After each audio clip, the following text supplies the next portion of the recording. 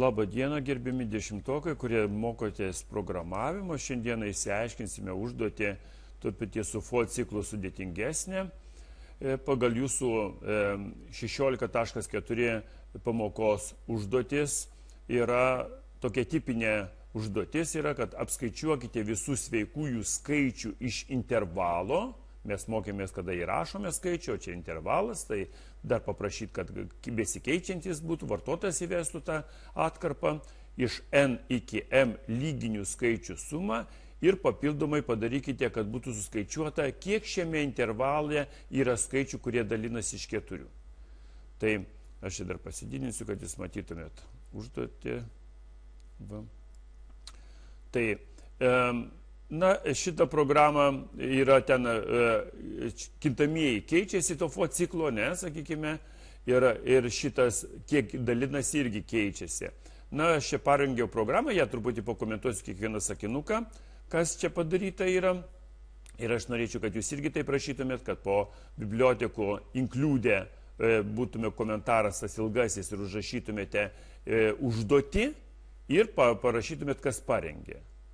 Reiškia, kas tą užduotį sprendė, ne? Uždavinuką. Tai dabar using name bibliotekos, int main pagrindinė funkcija, mes daugiau funkcijų nesimokėme, todėl mes viską vienoje funkcijoje daromės, taigi pradžia programos ir kintamųjų aprašymus. Aišku, galima ir kitaip būtų aprašyti, bet, sakykime, aš norėjau, kad būtų, reiškia, paaiškinta būtent taip. Tai dabar mes parašiau, kad aiškinimo lengviau būtų.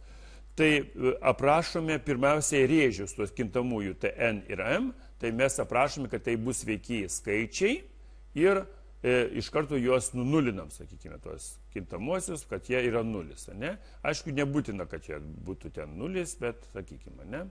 Galim, kad tik tai n ir m būtų. Va.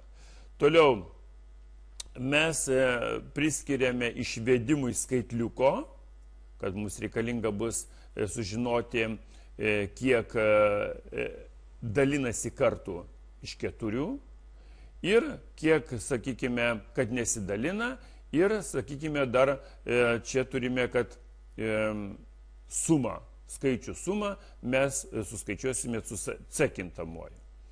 Tai irgi čia nebūtinai reikalingas buvo nulis. Galėjome čia be nulio padaryti. Mes paskui ir pabandysime.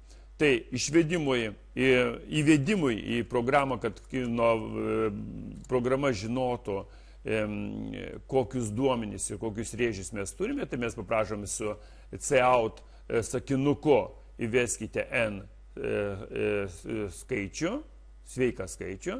Tai čia paprašom su šituo sakinuku, o su šituo sakinuku programa įsimena, ką įvedė vartotojas.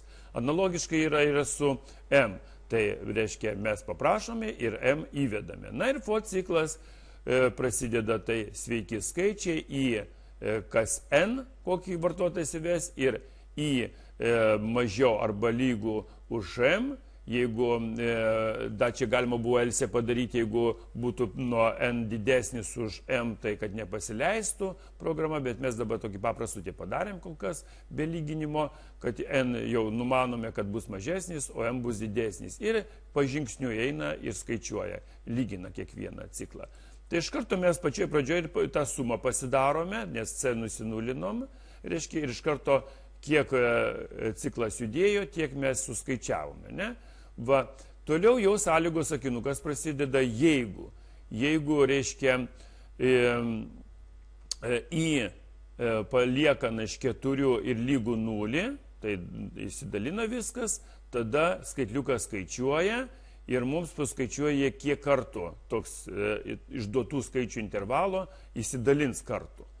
Priešingo atveju praneša, kad nesidalina arba skaičiuoja skaitliukas, kiek nesidalina kartų, ne? Va, na ir baigėsi, va čia užsidaro to cikle to darbelis tas, tas skaičiavimas ir jau mums čia pranešimų laukus duoda. Tai sumos, kiek suskaičiavo tų, reiškia, suma, tų skaičių suma, toliau ar dalinasi, kiek kartų dalinasi ir kiek kartų nesidalina.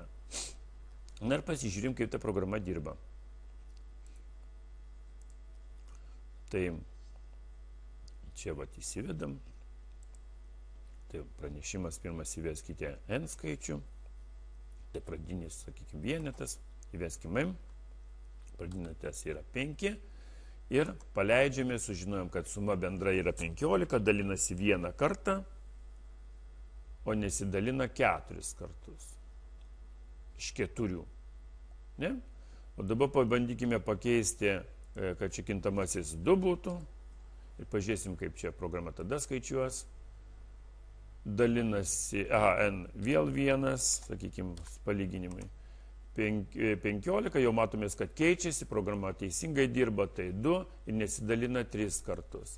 Va, na, programa dirba. Dabar pabandykime tos kintamosius nulius nuimti. Tai mums nereikia nulio kintamųjų rėžiams. Kintamųjų rėžiams nereikia. Ir nereikia mums skaitliukams. Galim dėti, galim nedėti. Nu, sakykime, rėžiams galim pasibandyti. Pažiūrėk, kaip tai atrodys. Kuo puikiausiai dirba. Tai dabar, sakykime, skirtingai uždėkime. Uždėkime, kad čia 9. Ir matome, va, kaip dalinasi ir tvarkosi, viskas skaičiuoja. Kuo puikiausiai. Pabandome dar kitaip užrašyti kintamuosius, parašome kablelis m, kas įvyktų. Tiesiog paeksperimentuokime, įdomu labai. Rėžis.